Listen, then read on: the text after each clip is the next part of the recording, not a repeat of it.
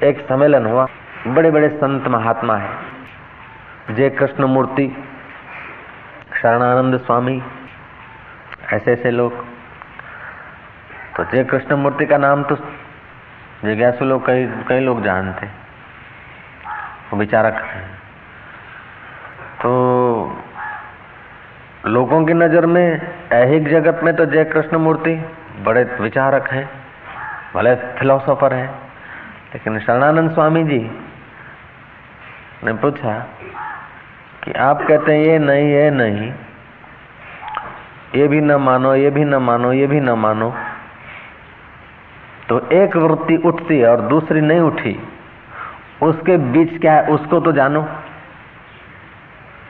दंग रह गया कि मेरे कोई ऐसे महात्मा तो पहली बार मिले। उन्होंने कहा इसकी मैं अभी खोज करूंगा। एक विचार उठा, दूसरा उठने को, बीच की जो अवस्था है उसको जरा, ये नहीं मानो, नहीं मानो जो कह रहा है उसको तो जरा जानो, मानो मत, जानो तो सही। तो कुछ वस्तुओं को मानना होता है और कुछ को जानना होता है।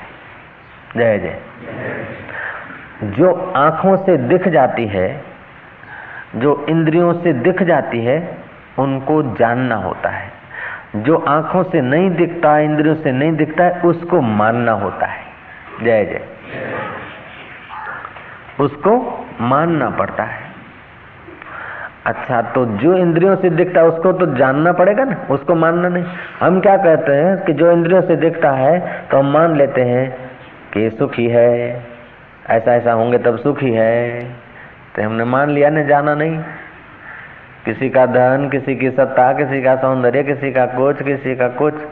ओ रणजीत सिंह राजा, राजकुमार में से राजा बने और शादी हो गई। अपना पहली बार ससुराल जा रहे थे, तो राजा ही ठाट से, राजा तो राजा ही ठाट से जाएंगे, और फर्स्ट क्लास के डब्बे होते, पहले third class, second class, first class था। तो फर्स्ट क्लास में तो कोई ऊंचे ऊंचे आदमी बैठे, तो पूरी बोगी की बोगी एक दो उनके कुटुंब के लिए, बाकी सेकंड क्लास उनके आदमियों के लिए, वजीरों के बेटों के लिए, ये वो सब पूरी ट्रेन की ट्रेन जा रही।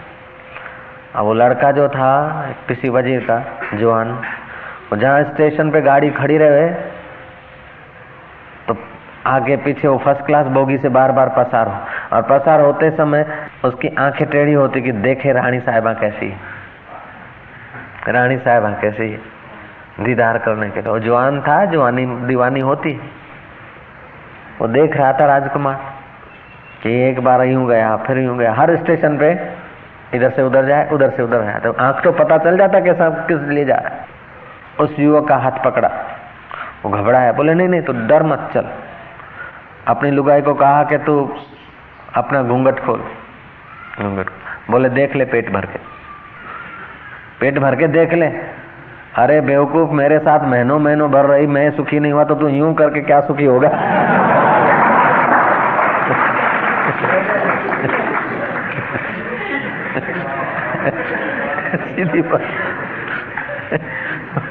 सीधी बात है, लेकिन वो मान रहा है कि हाँ, उसके दीदार हो जाए तो सुख होगा, दीदार हो जाएगा तो सुख होगा, तो तू जान ले क्या सुख होता है। ओम ओम। तो ऐसे ही पुरुष समझता है कि अमुक स्त्री मिलेगी या उसका दर्शन होगा तो सुख होगा। पुरुष समझते स्त्री के लिए, स्त्री समझते पुरुष के लिए। लेकिन सच पूछो तो जानो तो ये केवल मन की आस्था, उल्टी आस्था है। ये आस्था कर लेते हैं, जानते नहीं सार को, और उस आस्था में जीवन खर्च हो जाता है। फिर आस्थाएं बदलती रहती है, लेकिन उन्हीं में रहती है जो दिखता है। जिससे दिखता है उसमें आस्था होनी चाहिए, लेकिन दुर्भाग्य है कि जो दिखता है उसमें आस्था हो जाती है। हाय राम। जो दिखता है उसमें आस्था होने के कारण ही जीव आस्थाएं बदलता रहता है और ठोकर खाता रहता है। दिखता है मरुभूमि में पानी, भागा। अरे वहां विवेक चाहिए, आस्था की जरूरत नहीं है। सुन रखा है सांप काटता न तो आदमी मरता है। सेठ जी ले आए बच्चों के खेलने के लिए रबर का सुहावना 4.5 फीट का सांप, और मुंह में उसको फेण बीण भी थी, और फेण तो वायर की थी, वायर को लाल कलर लगा दिया, हो गई फेण, जिह्वा हो गई उसकी सांप की। दिन भर तो लड़कों ने खेला। अब बच्चे तो बच्चे ही हैं, बरामदे में छोड़ दिया। सेठ जी रात को निकले बाथरूम के लिए, महाराज उनकी जो सांप पड़ा था बच्चों का खेला हुआ, बाथरूम तो चले गए, फिर जल्दी जल्दी अपने बिस्तरे पर आए तो कुछ उस रास्ते से आया जहाँ सांप पड़ा था। सांप कौन सा पड़ा था ये तो आप समझ गए। उसके ऊपर पैर आ गया तो उसकी जो नोक थी ना, वायर तार जो थी ना, पैर में चुभी, लोही निकला, देखा सांप, हाय रे सांप काटा रे सांप काटा। अब जैसा सेठ था ऐसा सेठ के वो आस्था वाले थे, हॉस्पिटल में भर्ती कर दिया, ग्लूकोज के बाटले चढ़ रहे हैं, तबीयत बड़ी सीरियस, लो बीपी हो गई। अब गए महाराज, रात को 2 बजे से ट्रीटमेंट हो रही है, लेकिन अब नाड़ियां जवाब दे रही। जब सर्जन आए उन्होंने पूछा कि क्या हुआ, कैसे हुआ, बोले बस ऐसे ही निकला था बाथरूम करने को, जाते समय तो कुछ दिखा नहीं, फिर क्या पता कहाँ से आ गया, जाते समय तो था नहीं, लेकिन मैं 2-5 मिनट, बूढ़ा आदमी हूँ, जरा 2-5 मिनट लगी, न जाने कहाँ से बिल में से आया होगा, काट लिया। सर्जन ने देखा कि वो काट लिया, अब दूसरों को किसी को काटे नहीं, जरा जांच करो कहाँ है, कहाँ से मेरा, जरा जांच कर। आदमी भेजे, जांच करा तो जो कल परसों लाए थे सांप, उसकी जो जीभ थी उस पर रक्त लगा था सेठ का, उठा के ले आए, बोला ये पड़ा था। अरे बोले तो मैं लाया था यार, ओहो हो, उठ के रवाना हो गया घर।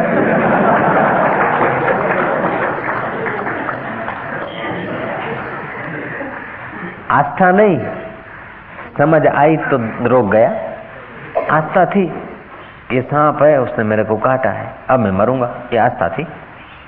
ज्ञान हो गया, बच गया। जय जय। ऐसे हम आएंगे, मौत आएगा, मर जाएंगे, लेकिन ज्ञान हो जाए ना कि मौत कौन सी है, जरा देखे तो सही। मरते समय भी जरा ज्ञान रहे ना कि देखे मौत होती है तो शरीर पर होता है, क्या होता है। अब मौत हो रही, उसको देखने की अगर ज्ञान आ गया ना, मौत की मजाल है कि तुमको मारे, मौत शरीर पर गुजरेगी। ऐसे शरीर तो हजारों आए हजारों गए, हमको मार सके ये मौत में दम नहीं। उसी समय आदमी आत्मज्ञान होके अमर पद को पा लेता है। उस अपने आत्मा के अमर पद को जानता नहीं, उसीलिए शरीर के ऊपर जो नाम थोपा है उसको अमर करने जा रहा है, उसमें आस्था घुस गई। अपने स्वरूप में आस्था नहीं है कि मैं सदा अमर हूं, नित्य हूं, लेकिन ये मरने वाले शरीर के ऊपर जन्मने के बाद जो नाम रखा है, कोई गिरीश जन्मा नहीं, कोई पटेल जन्मा नहीं, जन्मा बाद में पटेल पड़ा नाम, बाद में गिरीश भाई पड़ा, बाद में रमेश पड़ा, बाद में छोगा जी पड़ा, नेबाजी पड़ा, गुंगा जी पड़ा, बाद में, पहले दिन नहीं 7वें दिन पड़ा। जन्मा उसी वक्त गुंगा जी नाम नहीं रखा, गेम्मा जी, छब्बा जी, एखा जी, टोपण ये सब जो नाम रखे जन्मने के 7 दिन के बाद, आस्था हो गई कि मैं ये हूं। पता होना चाहिए कि ये शरीर के ऊपर थोपा गया है, ये विवेक होना चाहिए। आस्था हो गई मैं फलाना हूं, और दुनिया में कर जाऊं कि तख्ती लगवा जाऊं, अमर हो जाऊं। अरे महल नहीं रहेगा तो तख्ती कब तक रहेगी यार। और तख्ती में आस्था रह गई ना, तो मरने के बाद शायद वो तख्ती में आसक्ति हो जाएगी, तो कीड़ी होके गुजरो वहां से, चिड़िया होके देखो आगे अपनी तख्ती, फिर तो पता भी नहीं चलेगा। आचार्य विनोबा भावे को किसी भक्त ने कहा कि गुरुजी आज्ञा दे दो, मैं 15,000 रुपये, वो जमाने के 15, अभी के 50 होंगे, जब सीमेंट 8 रुपये बोरी था। हमको पता है 8 रुपये बोरी सीमेंट लिया हुआ है, हमारे पड़ोस से हमारे दुकान पर बात चली थी, हाथी छाप निकला था 8 रुपये बोरी, 61-62 की बात है, 63 की। उस जमाने के 15,000 समझ गए ना। अभी जो वो जमाने में 15,000 में जो बनता मकान अभी लाख रुपए में बनेगा। तो गुरुजी मैं ऐसा एक खंड बना दूं, बना दो, आज्ञा मांगता हूँ कि आपके आश्रम में एक खंड बना दो। और फिर जरा यादगार लगा दूंगा तख्ती। उन्होंने बोला भाई मैं इतना पाप नहीं करूंगा। विनोबा ने कहा एक तो तेरे से पैसे लूं आश्रम में बनाने का, और दूसरा फिर तेरे को नरक में भेजूं, इतना पाप मैं नहीं करूंगा। बोले क्यों गुरुजी? बोले पैसे तू खर्चेगा, फिर तेरी तख्ती रहेगी तो तेरे को लगेगा ये मेरा नाम है ये मेरा नाम है, और तेरा नाम ये है नहीं, है इसका। जय जय। ममता बढ़ जाएगी, ये काम मत कर। नहीं लिया, नहीं लिया। बोला अब ऐसे ही बनाता हूं। बोले ऐसे भी नहीं बनाते। सच्चे संतों का ये हाल होता है। लेकिन जिनके संसार में आस्था है वो बोले हाँ भाई लगा तख्ती तो उतारे, तो लगा दे धमाधम, तो वो भी समझो कि तुम्हारे भाई हैं, वो कोई साधु वाधु नहीं है जय जय। तो देखे हुए में विवेक होना चाहिए, और आस्था तो होगी, लेकिन देखे हुए में जो आस्था है वो हटाकर जिससे देखा जाता है उसमें आस्था करो। जो दिखता है उसमें विवेक करो, और जिससे दिखता है उसमें आस्था करो, काम बढ़ जाएगा। ये आस्था भी स्वतंत्र साधन है, केवल आस्था। फिर चाहे आप भगवान को, देवी को, देवता को मानो न मानो, माला करो चाहे न करो, लेकिन जो दिखता है उसका विवेक करो कि ये पहले था नहीं। ये हार पहले था काका? नहीं था। ये फूल पहले थे? फूल नहीं, ठीक बात, नहीं थे ना, विवेक कर दिया। अच्छा बाद में रहेंगे? ये बाद में रहेगा हार? नहीं रहेगा। पहले तो था नहीं और बाद में रहेगा नहीं, नहीं रहेगा। तो अभी कहाँ जा रहा है? नहीं के तरफ जा रहा है, नहीं के तरफ जा रहा है। अभी कहाँ जा रहा है? नहीं की तरफ। ऐसे ये सब फूल हैं, इकट्ठे हुए तो माला है, अकेले अकेले तो फूल है। पहले थे और बाद में रहोगे 100 साल के बाद। तो अभी कहाँ जा रहे हो? नहीं की तरफ जा रहे घर से चले थे, जो उम्र थी अभी नहीं है। घर से चले थे उस वक्त जो आयुष्य थी, जो सांस थी प्रारब्ध की, उतनी अभी खर्च हो रही है।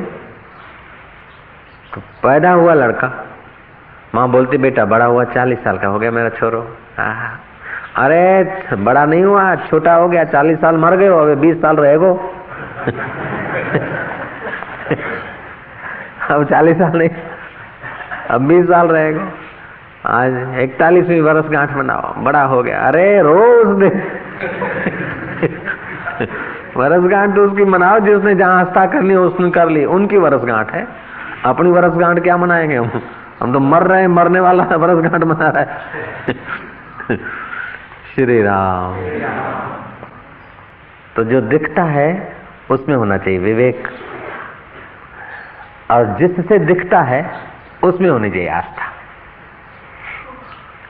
महाराज ये तो ये सब दिखता है जगत, हाँ तो विवेक देखो कि पहले ये था नहीं, अभी जो ये पोजीशन में यहाँ ये पहले नहीं था।